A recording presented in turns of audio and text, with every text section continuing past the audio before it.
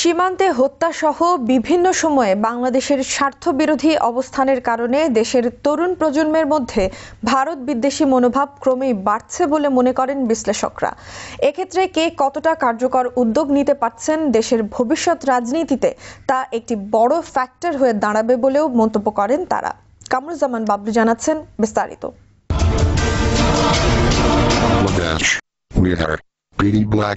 সাম্প্রতিক সময়ে বাংলাদেশের ইন্টারনেট হ্যাকারদের হাতে ভারতের 20,000-এরও বেশি ওয়েবসাইট হ্যাকিংয়ের ঘটনায় বিশ্বজুড়ে সৃষ্টি হয় তোলপাড়। বাংলাদেশের তরুণ হ্যাকাররা এর সাথে জড়িত বলে প্রমাণও পাওয়া যায়। এতে সীমান্তে হত্যা ও টিপাই মুখে বাঁধ নির্মাণ বন্ধ এবং তিস্তা চুক্তি সহ ভারতের কাছে নানা দাবি তুলে ধরেন হ্যাকাররা। বিশ্লেষকদের মতে ভারতের বাংলাদেশ বিরোধী নানা কার্যকলাপের কারণে ধীরে ধীরে গড়ে ওঠা ভারত বিদ্বেষী মনোভাবই তরুণ হ্যাকারদের এই কাজে উৎসাহিত করেছে। তো এই যে আগ্রাসনগুলো সীমান্তে প্রত্যেক দিনের লোক একটা না একটা লোককে মেরে ফেলা হচ্ছে, আহত করা হচ্ছে, তো এই ধরনের বিষয়গুলো দেখতে দেখতে আমাদের পানি বন্ধ করে দেওয়া হয়েছে, পানি নিয়ে আমরা মরুকরণ হয়ে যাচ্ছে।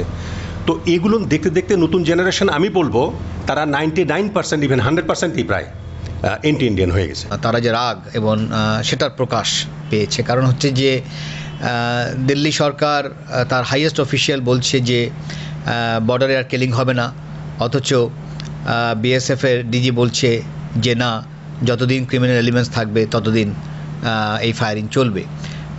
স্বাভাবিকভাবে দুটোর মধ্যে কোনো মিল নেই। বিশ্লেষকদের মতে দেশের ভবিষ্যৎ রাজনীতিতে নতুন প্রজন্মের সমর্থন তারাই পাবেন যারা সত্যিকারভাবে ভারতের বাংলাদেশ বিরোধী কার্যকলাপের বিরুদ্ধে জোরালো ভূমিকা রাখতে পারবেন। পরের দিকে আমরা দেখলাম চীন, পাকিস্তান তাদেরও হ্যাকার্স বলে জড়িত হয়ে গেল। সব মিলে একটা বড় প্রচার পেল যে আসলেই বর্ডারে এক ধরনের এক্সট্রা জুডিশিয়াল কিলিং হচ্ছে এবং একটা হিউম্যান রাইটস ভায়োলেশন হচ্ছে। আগামীতে এই দেশে যদি রাজনীতি করতে হয় তাহলে শুধু ভালো মানুষ হয়ে যে আমি দুর্নীতি করব না, দুর্নীতি করতে দেব না, গুড গভর্নেন্স দেব দেশকে, এটা দিয়ে শুধু রাজনীতি করা যাবে না। এখানে ভারতের আগ্রাসন মোকাবেলা কার্যকরীভাবে মোকাবেলা আপনাকে করতে হবে, করেই এদেশে রাজনীতি করতে হবে। তাদের মতে তথ্য প্রযুক্তির কল্যাণে নতুন প্রজন্ম খুব ভালোভাবেই বুঝতে পারে দেশের স্বার্থে কার কি ভূমিকা। কেউ যদি ভারতের সঙ্গে পরামর্শ করে এসে কতটুকু বিরোধিতা করব এটা সিদ্ধান্ত আগেই নিয়ে যদি বিরোধিতায় নামে, 3 কোটি ভোটারের মতো আছে যারা ইয়াং জেনারেশন, যারা ডিসাইড করবে এদেশের রাজনীতি কোন পথে যাবে, কে ক্ষমতায় আসবে, তো তাদের সমর্থন পাওয়া সম্ভব নয়।